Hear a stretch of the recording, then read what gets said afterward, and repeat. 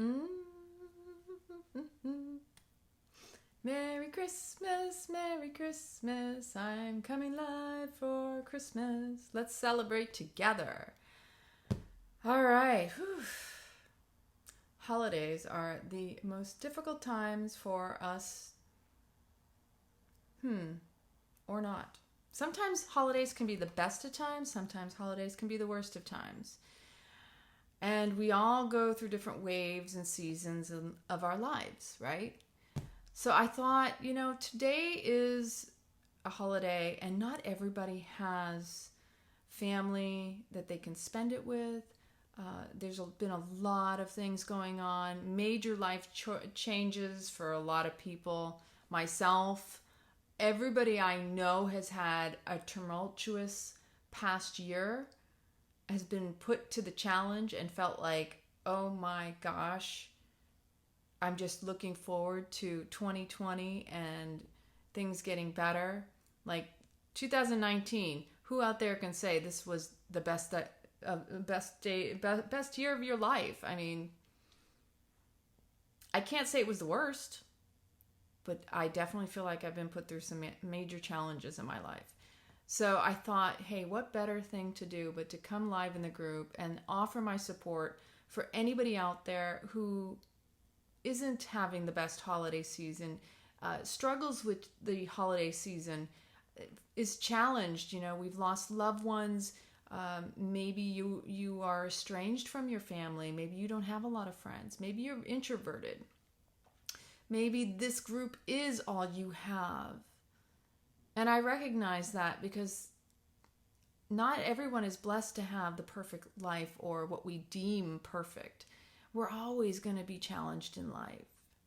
So I'm here for you. I wanted to extend this holiday as a time for us to get together, to get to know one another. If you have questions, anybody wants to go live with me here on this broadcast, I'd love to just connect with those of you who are here, whoever tunes in, because this is all about the spirit of coming together, to commune, to unite, to reach out and be vulnerable and courageous enough to say, hey, I'm going to have a difficult time.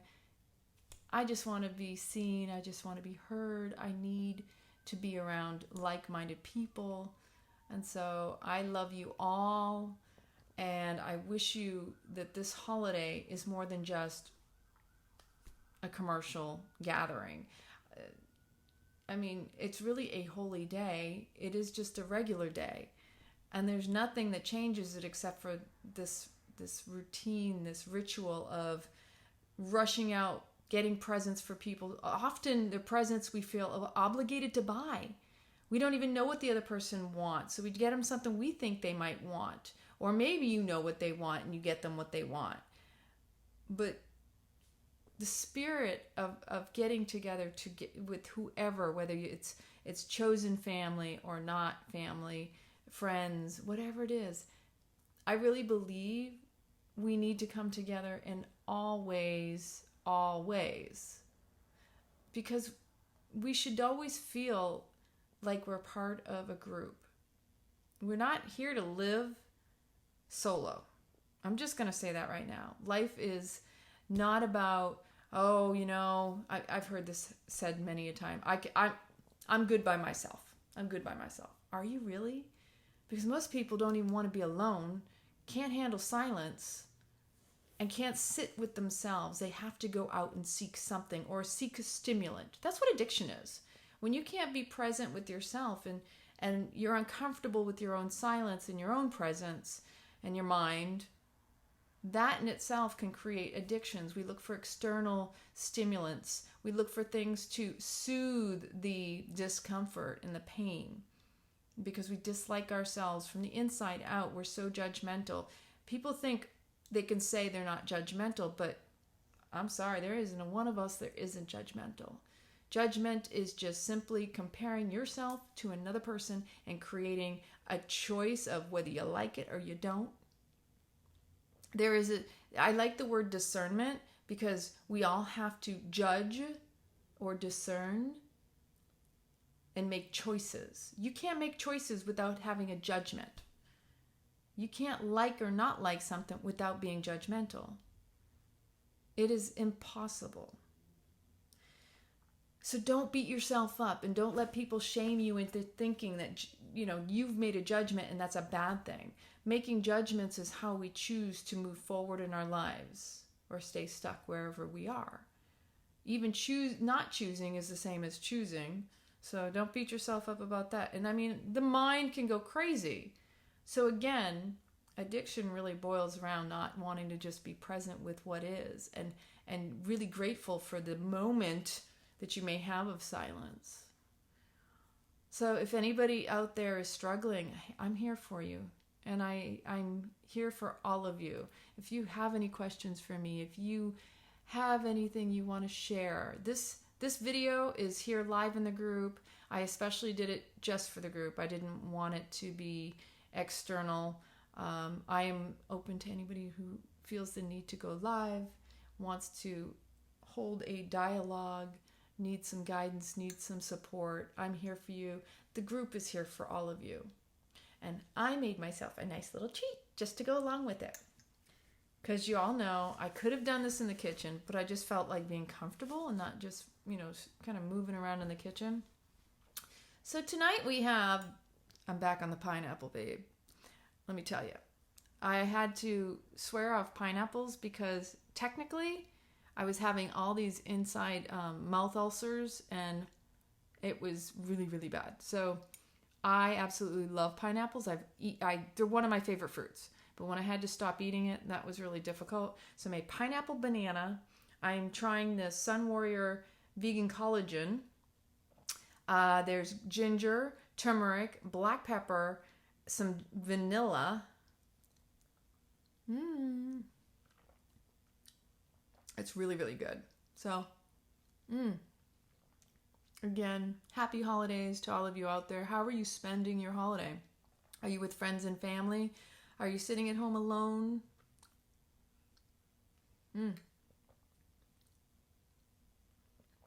Tell me in the comments where you're tuning in from. How did you find this group? Are you happy with it? Is there anything that we can do to improve it? How can we serve you?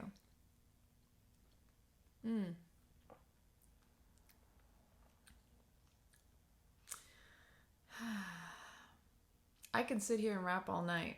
I'm here for whoever wants to talk. If you want to go live with me, let me know. I believe that still works.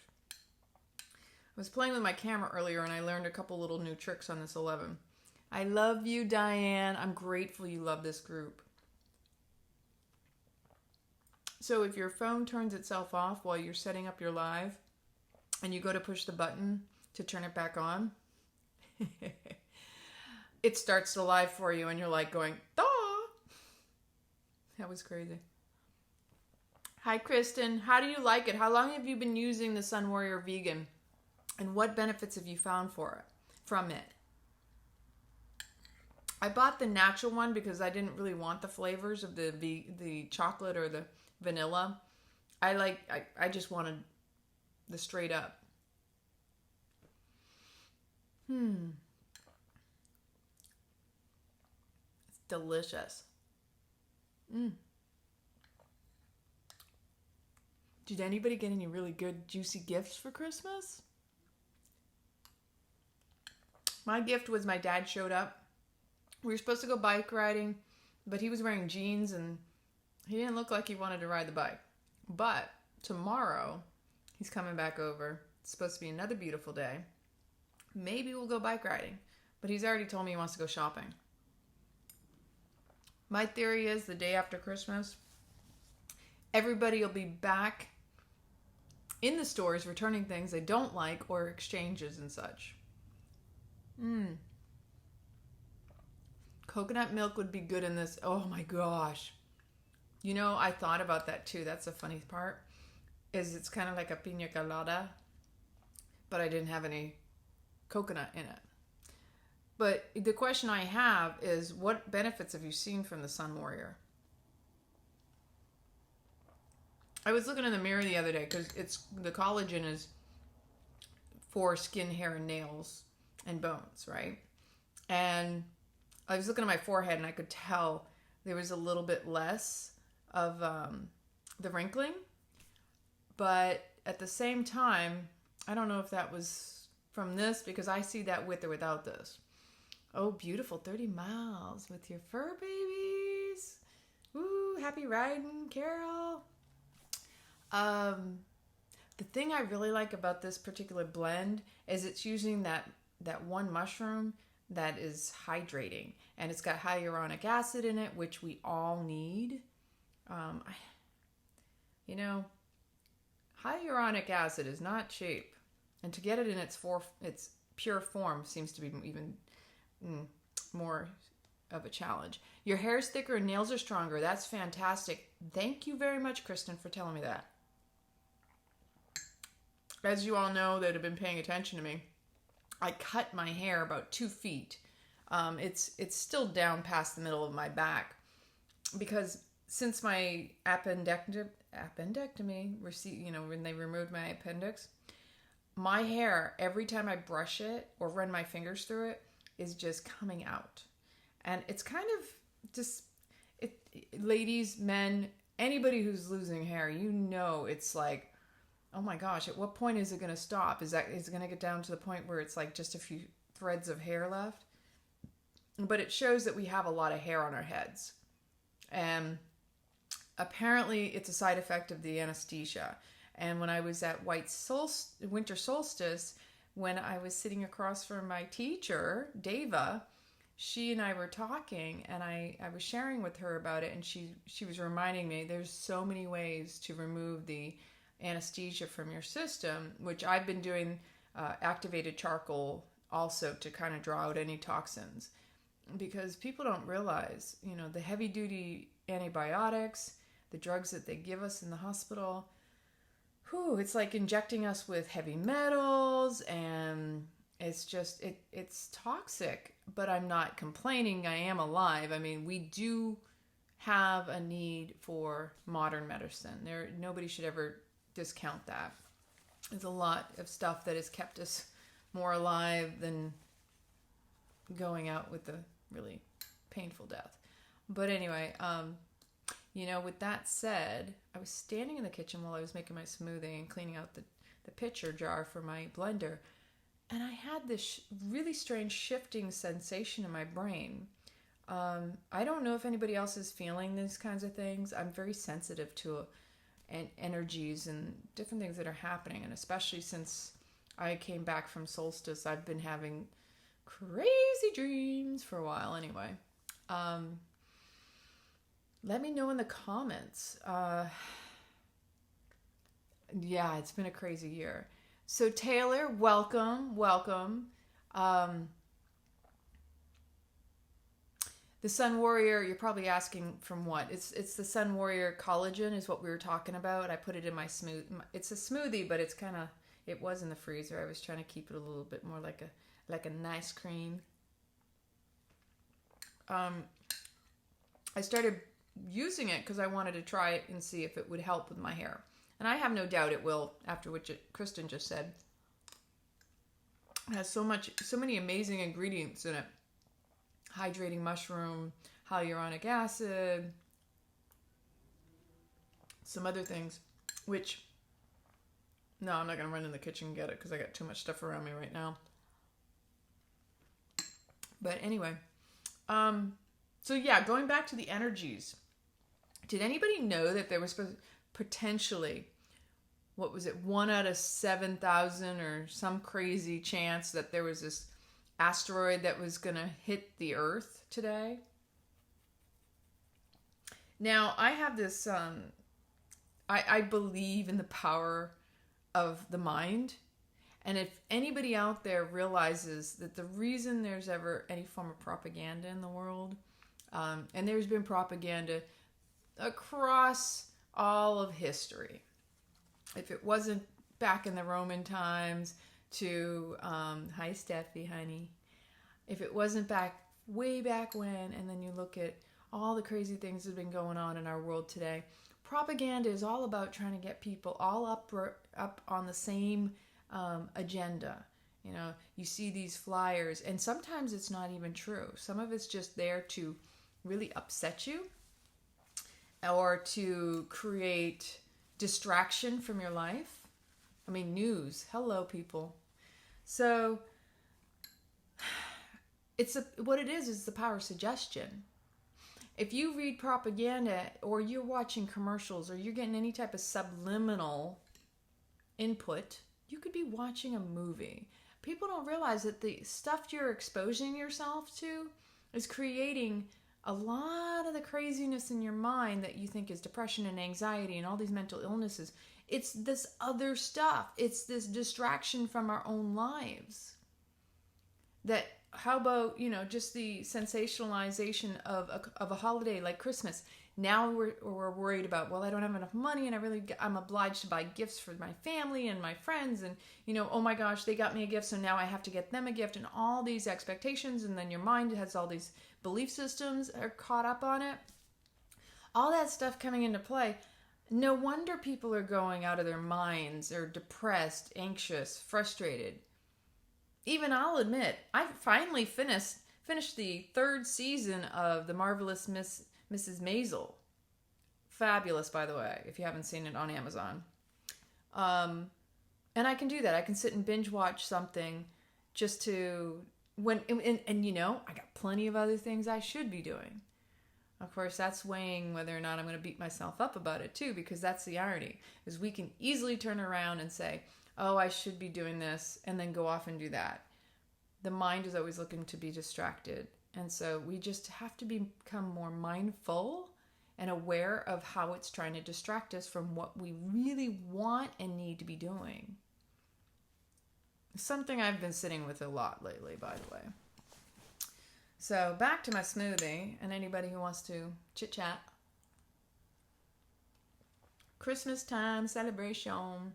I'll even pull a card if anybody wants me to. Let's see. A couple cards that I have tonight.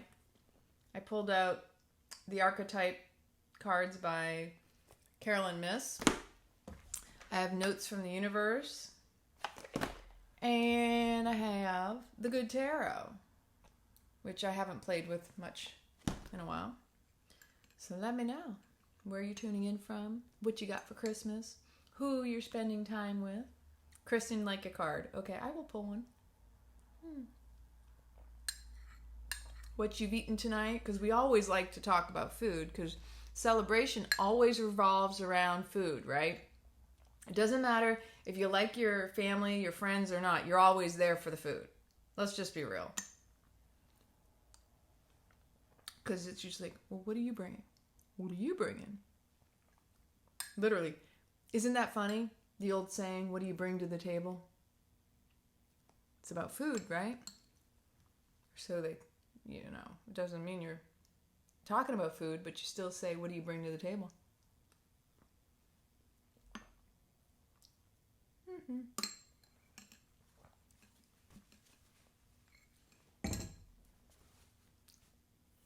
All right.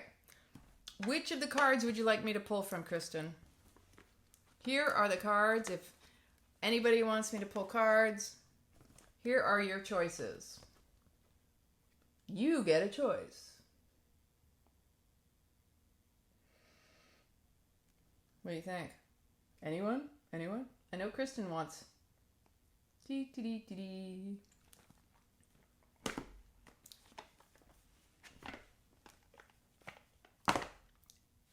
And before she says anything about what card she wants. So going back to when I was in the kitchen and I felt this shift in my brain. Oh, what was the middle one? Notes from the Universe? Or was it the Archetypes? I wasn't paying attention to which cards I was holding up in the middle. One of these? Or was it the Good Tarot?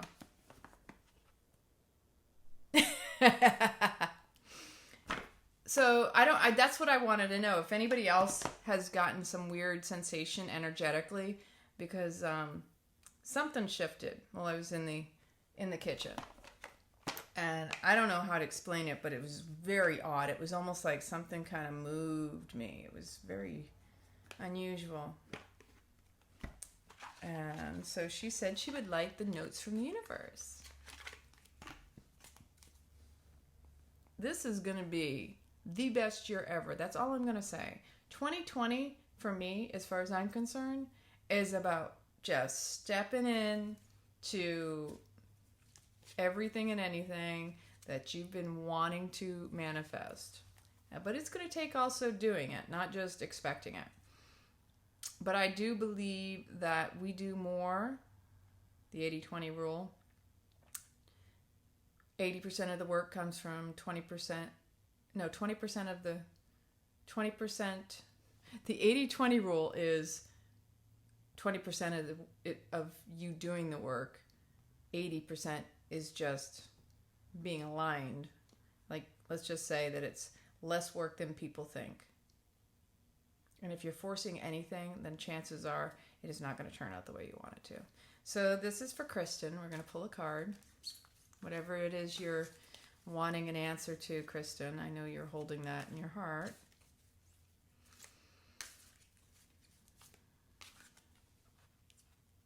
Alrighty, ready? Dun, da, da, da. Drum roll, please.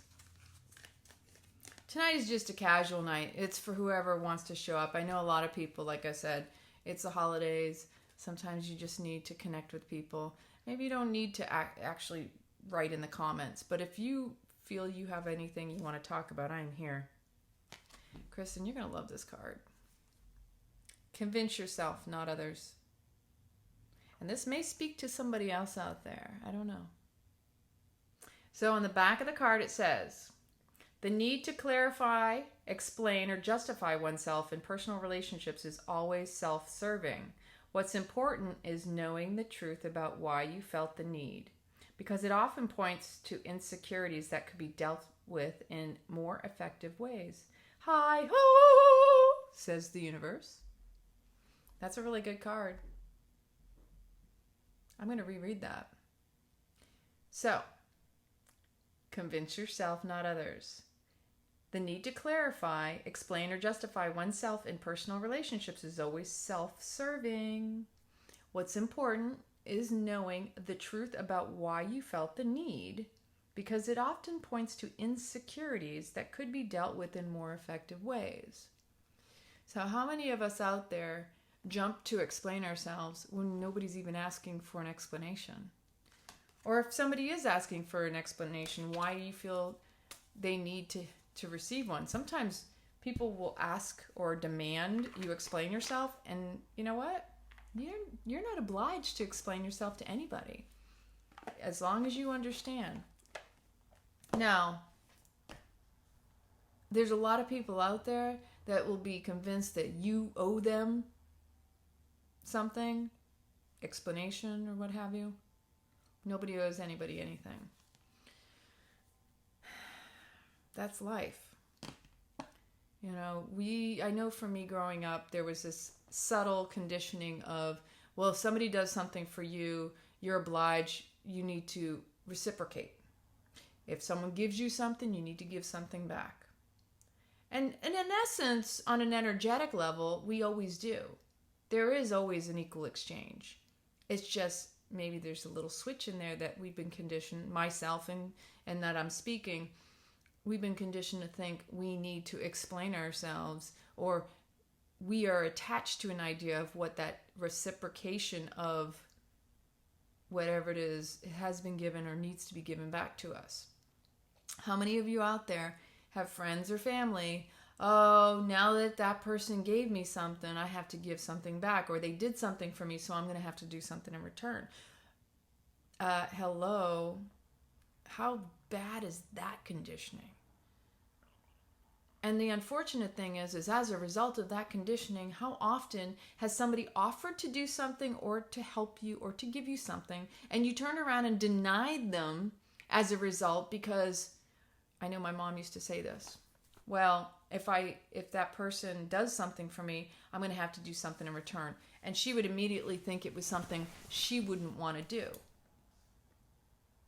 And so she wouldn't want to do anything in return. So she wouldn't receive because she didn't feel like, oh, well, there's an ulterior motive is how she would put it.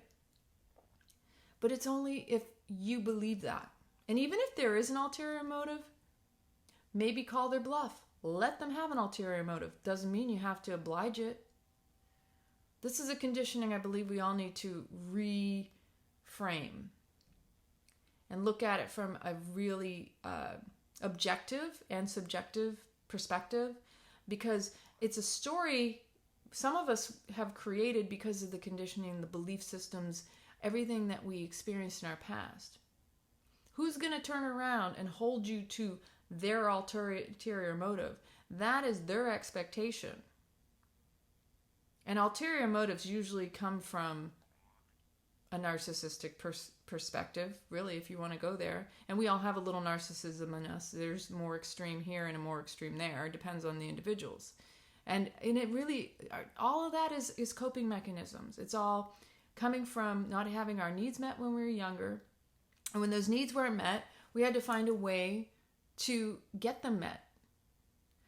And unfortunately, there's a certain point where it served us up to that point, but we didn't see at the point that it stopped needing to be utilized to get our needs met, that we could drop it.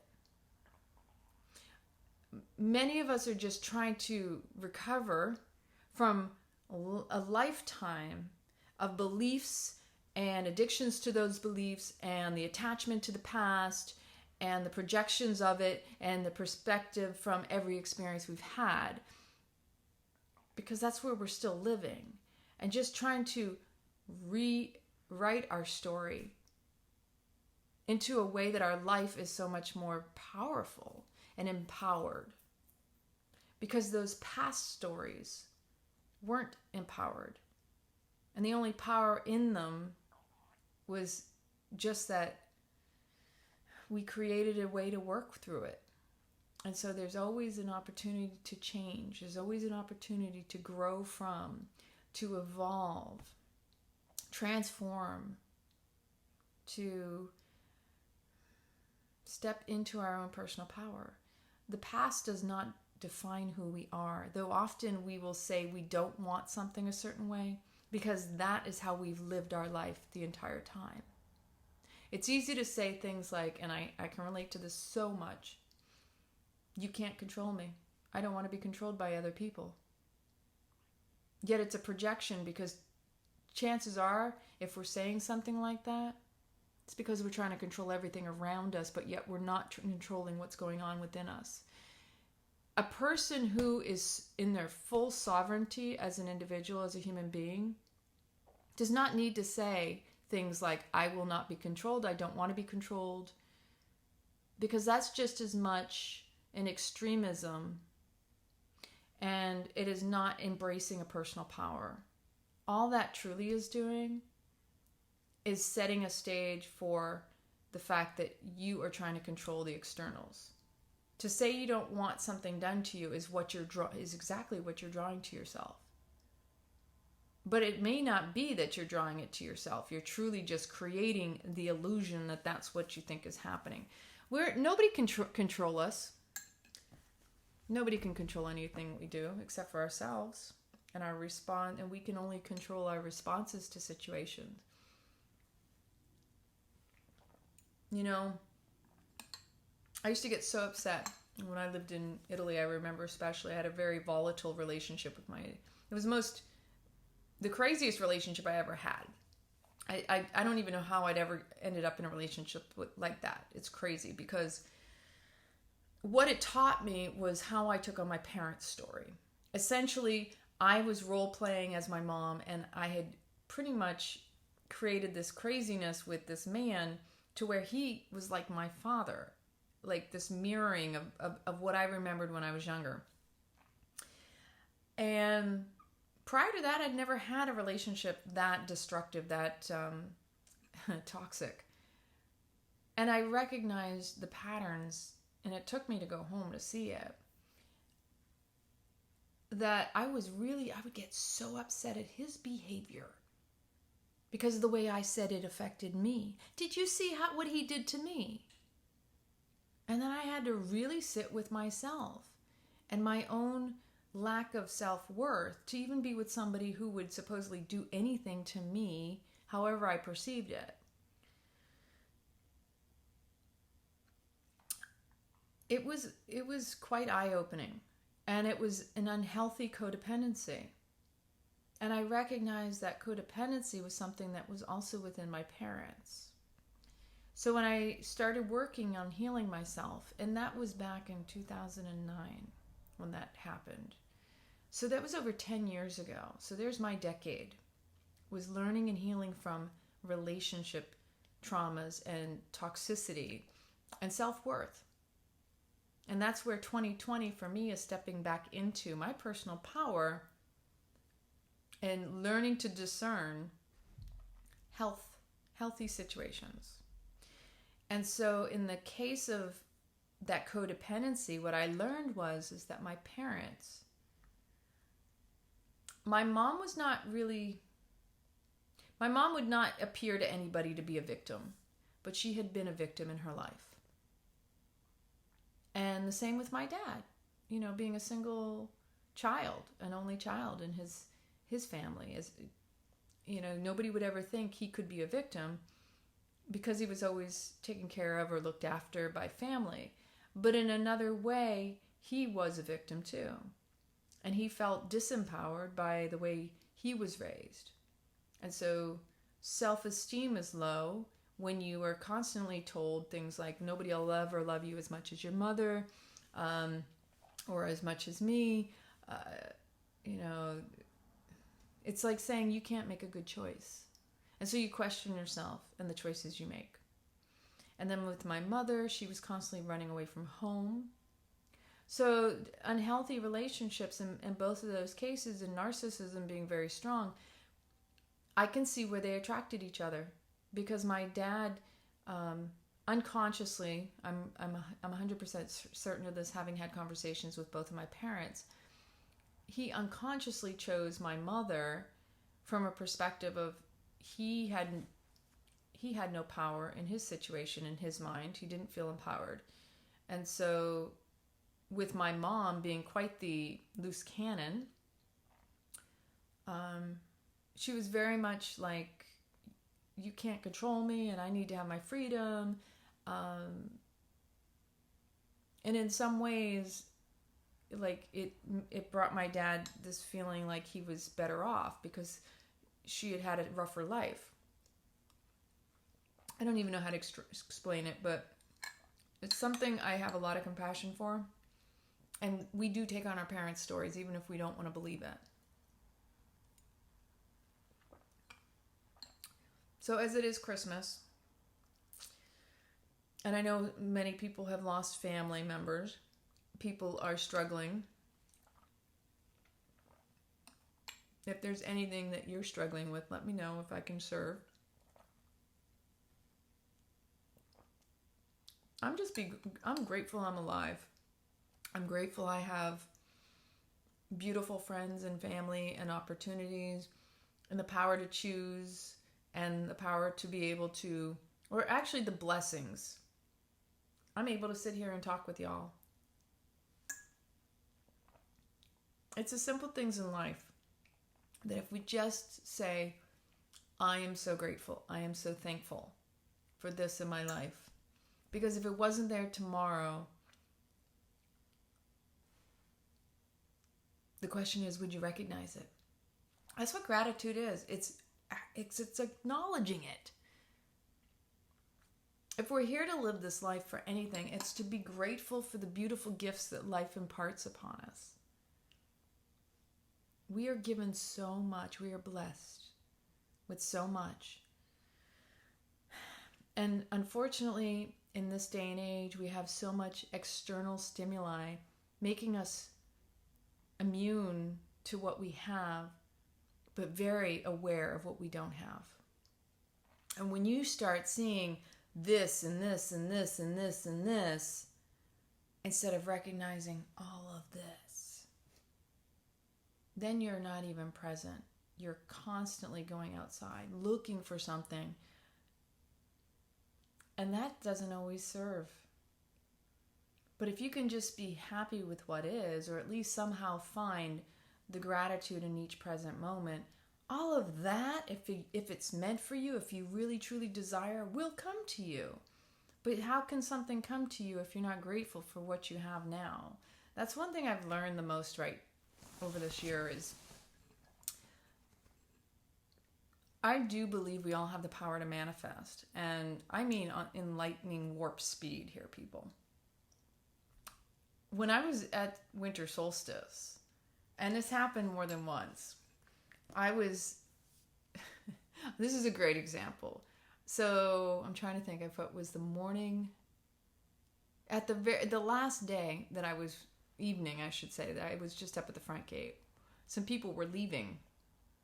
And just prior to them leaving, I had made a comment. I said, oh, it'd be really good right now is some chocolate. I didn't bring any chocolate with me because I wanted to just be light. I didn't bring a lot of things this time when I went. I was comfortable though. I had a lot more stuff in the way that I was very comfortable in my cabin and all. But I didn't bring chocolate. So I said, oh, chocolate would be really nice right now. I kid you not, it wasn't but maybe 15 minutes later when these people were leaving, and I was offered some chocolate. I got 3 little squares of this really yummy dark chocolate, and I was happily satiated. It's something so simple that when you voice it, I had such an amazing time. I was in a cabin full of women. There were some rubs here and there.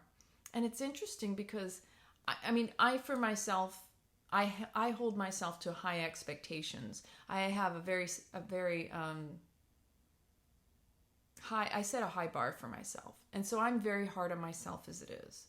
I don't believe I could ever be nearly as hard on anybody as I am on myself internally. But I know I used to be even worse.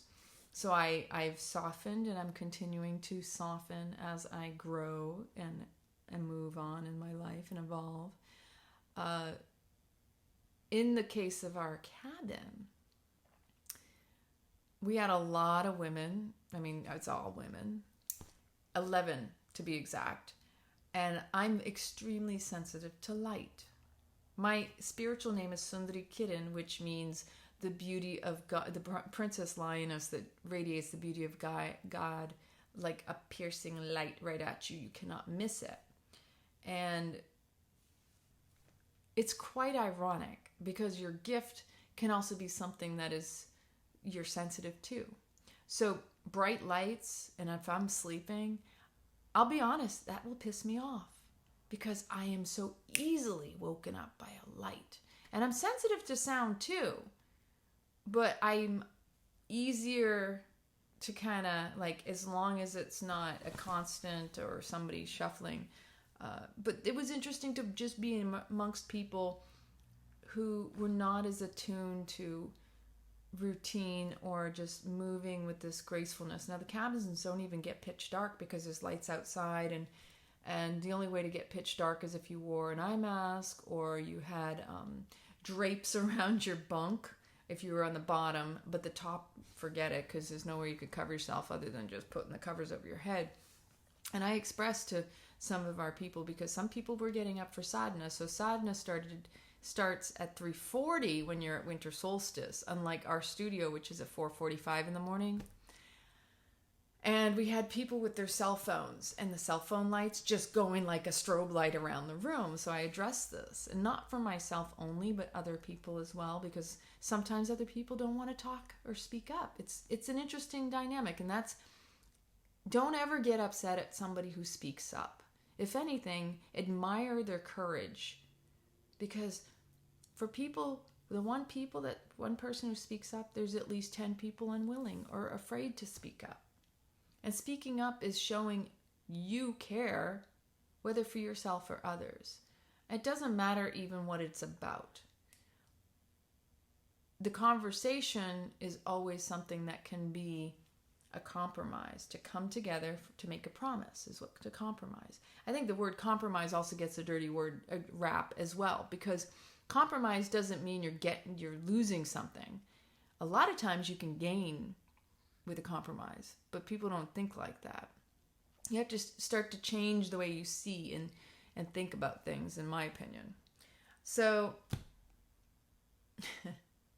I approach this. Now and I was using, and I encourage people out there, if you've never heard of the Ho'oponopono prayer, I highly recommend it, because I've been using it off and on for years, but I especially started using it recently for the past couple months, because I believe the Ho'oponopono prayer, which is all about forgiveness. And the forgiveness can be for a person, yourself. It can be a situation. It can be in a moment. It can be for a thought. And I use it in that way. So during this time, I wasn't trying to get upset with the individuals and what they were doing or the noises and the lights, but prayers, the Ho'oponopono, I'm sorry, please forgive me, thank you, I love you for my misinterpretation or my anger toward the situation. I mean, you can use the Ho'oponopono for anything. If you're in awareness of something, that's an opportunity to use it. So here's how I approached it. And I really encourage anybody who is listening that if at any point you're ever put in a situation with other people, when you come together in a cabin-like or in a communal situation like that, there's always going to be somebody who's going to rub, right? But if you can recognize the other person as you, if you're the person getting up early and there are other people sleeping, imagine that person is sleeping, that is you. You put yourself in that bed. How would you dance around them as you get up and put your clothes on? Are you willing to get your stuff ready the night before so you can be prepared and you're not rummaging through and making all sorts of noises and needing a light, which is actually unnecessary, because you've also got a light from a little bit more light from the bathroom with the curtain pulled. These are just some little things I was sharing. But in essence, if you could see that your movement should be graceful, ladies, that when you get up and you can move with this grace as a devotion, as this, I am getting up to do my personal daily routine and practice as an act of self-love and care. Now that might take some work. I mean, some people are bulls in a china shop, who knows? But if you can recognize that every movement, every thought, every word, every deed, every action that we make or take is really a prayer, and that in itself can be a devotion, and that our body is moving in prayer at all times. It changes the perspective entirely, because I approached it from a place of you're getting up for sadhana, and there are people who are unable to or sleeping. In my case, I work the gate, so sometimes I'm working till like 1 a.m.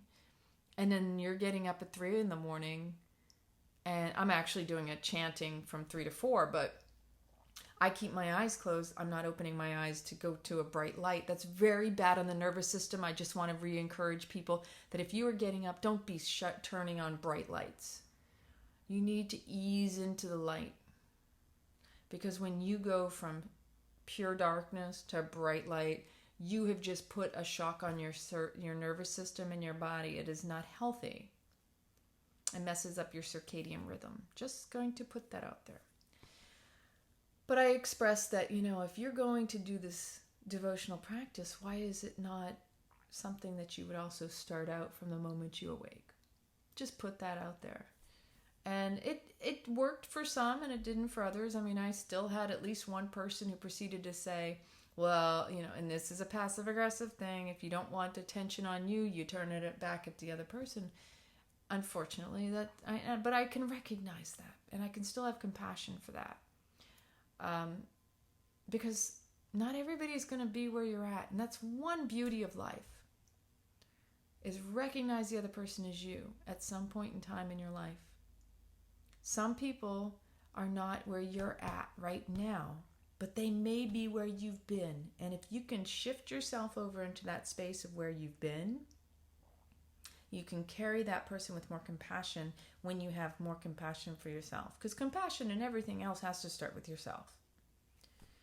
So it ended up working out in the end. I mean, yeah, of course, we had one person who proceeded to try to twist it around and get upset, da da da da, and I'm like, okay, I'm not here to argue. I'm just expressing. If I make a request, I'm not looking to argue.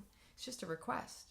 If you react to a request, that shows how much more you are attached.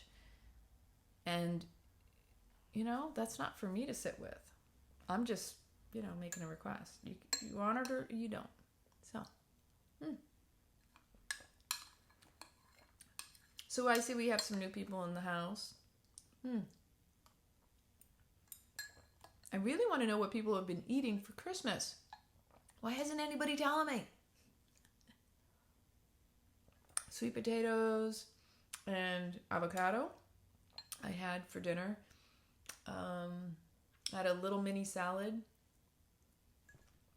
with some leeks, heart of palm, and a walnut balsamic dressing and some greens. Tomorrow I'm going to have to go pick up some tomatoes. And maybe making some tacos. Oh yeah, I get some the romaine lettuce. Make taco meat. Does anybody have plans for New Year's Eve?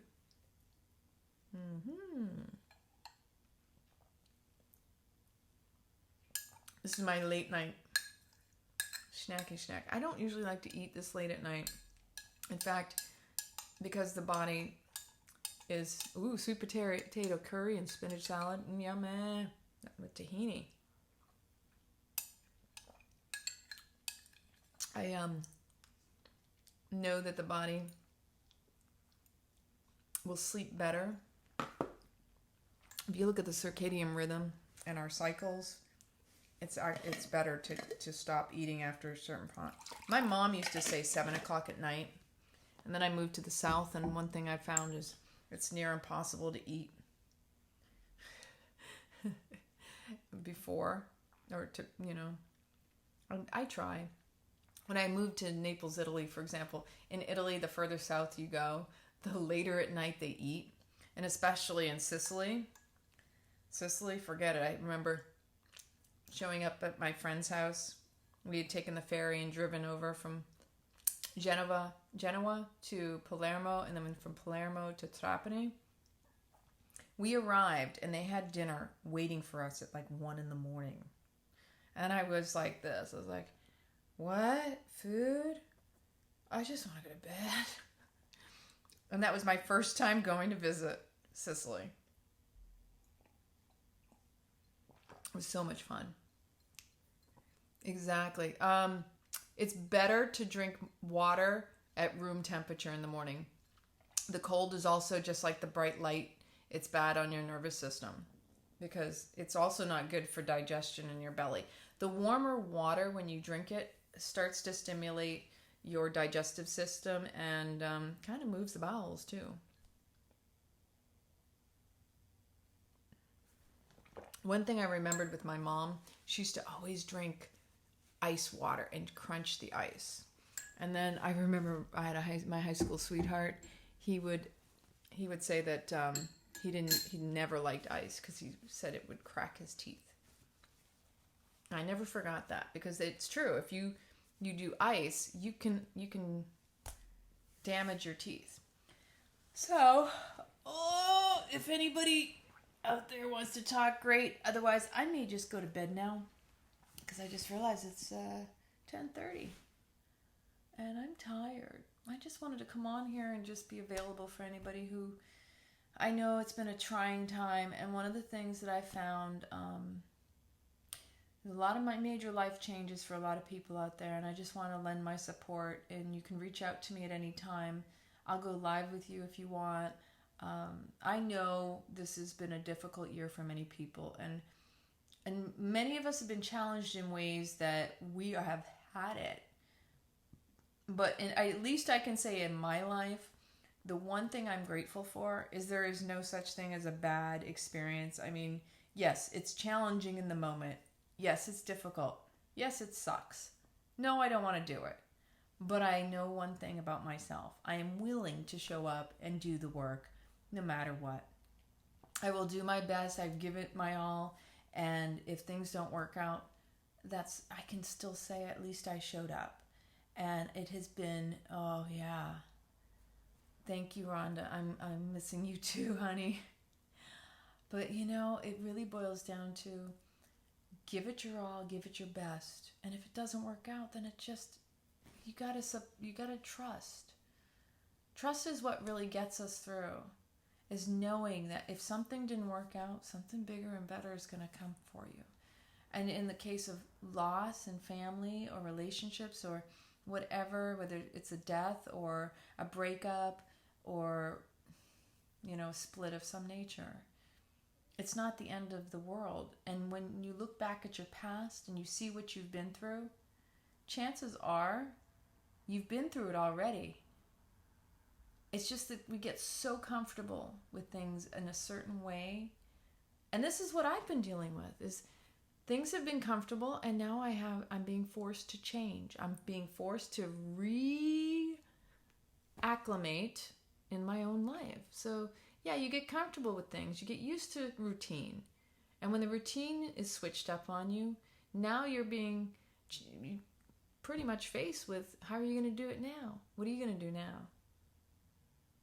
And there's nothing wrong with change. But here's the thing about change, is there's a death and rebirth thing that has to happen through it.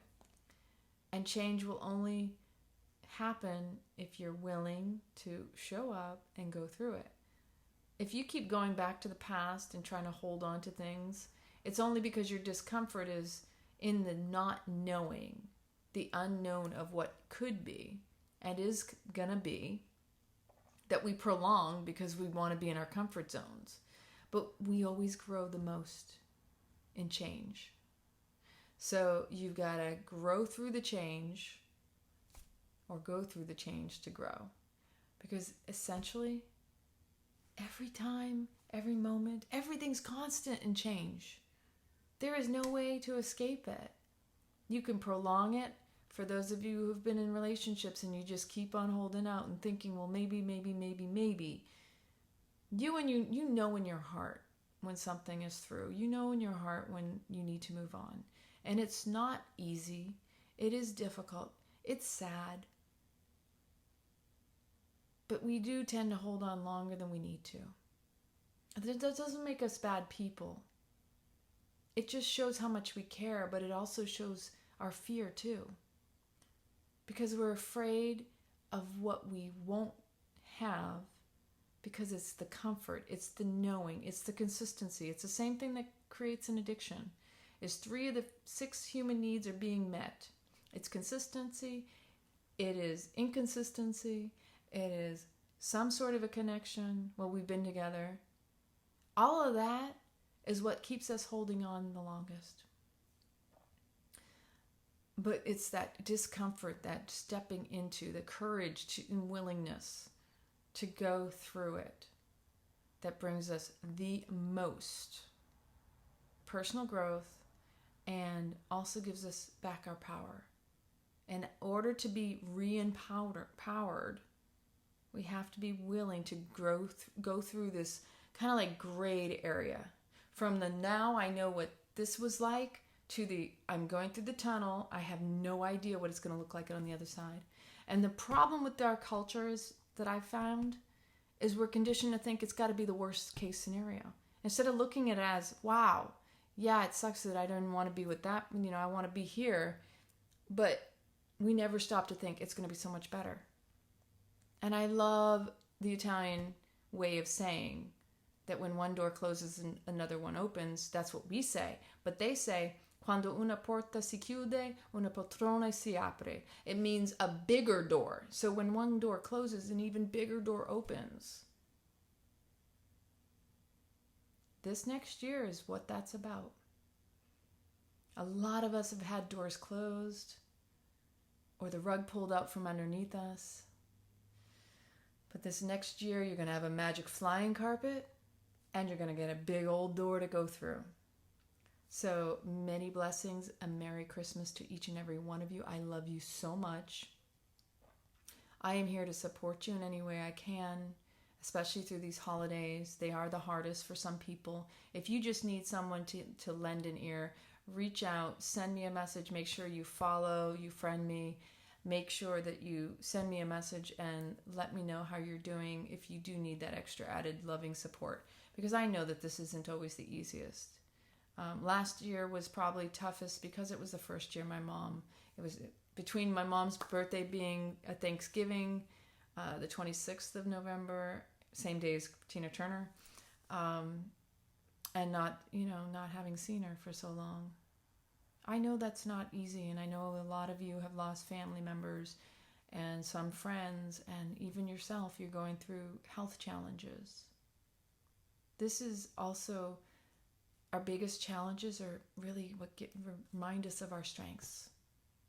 And it's what creates that much more awareness within us. Because when we're going through those challenges, we're also being confronted with, wow, okay, an attachment and the belief system around whatever that is we're going through. Because whatever we resist, it makes it that much harder. And it all starts up in here. So again, I love you all. Merry Christmas. Get sweet dreams. And I will chat with you all later. So,